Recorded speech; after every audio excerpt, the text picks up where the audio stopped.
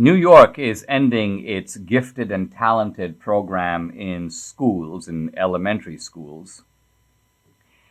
A program that gives special attention to gifted and talented students. And there are, in some cases, whole schools that focus on these gifted and talented students. And it's a merit-based program because you have to show a certain degree of giftedness and talent to get into it. And then you are taught at your level. Now, this is apparently something that Mayor de Blasio, it's almost like his parting kick to New York City. This is a guy that's leaving office in 3 months, and he wants to overhaul the education system before he does in the name of equity. What else? Now, the New York Times reporting on this keeps using the word segregated, the racially segregated, gifted and talented education classes. But they don't mean it's racially segregated in the old sense. Obviously, New York isn't saying, listen, only whites are allowed to enter this program. No, it's a merit-based program. So here's what they mean when they call it segregated. This gets kind of to the heart of the matter.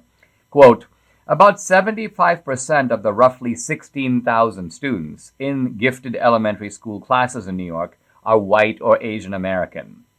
Those groups make up about 25% of the overall school system. So, whites and Asian Americans, who make up a quarter of the population, the relevant population, are overrepresented by a factor of 3. Again, not because they are discriminating against anyone, but because they are outperforming other groups. Now, the new incoming mayor of New York, a more sensible guy than de Blasio, also a leftist, also a Democrat. This is Eric Adams. But Eric Adams said, listen, we don't have to get rid of the gifted program, because what we need to do is make gifted and talented opportunities available to poor students in all the schools, so that we essentially expand the reach of merit, so that if there are kids who have potential, and that potential is not being tapped, maybe we can start tapping it. Now, the good news is that this guy Adams he will have the power to undo what de Blasio is trying to do. But I think de Blasio is trying to do it now, and do it in such a radical way by shutting these programs down that they will have to be reconstituted or rebuilt from the ground up. It remains to be seen if this Eric Adams fellow has the guts to say, look, you know what, if you want to slam the door on your way out, I'm going to fix it when I come in, because this is, in fact, really an attack on merit, an attack on academic standards. Look, Debbie was, for many years, a school teacher, and, there is a problem here. The problem is that how do you teach a class in which you've got students of varying ability?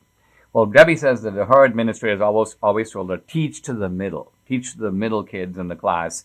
You can't teach the ones at the top because then you leave out the ones at the bottom.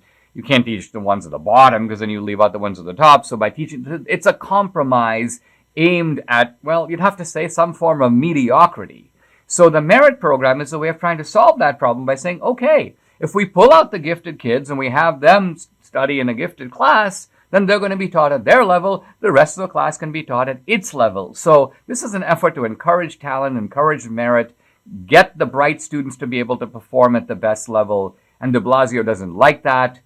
He sees it, I'm sure, like the New York Times, segregated. And so rather than trying to diffuse merit and build everyone to their true potential, in order to sort of elevate the bottom, they're pulling down the top.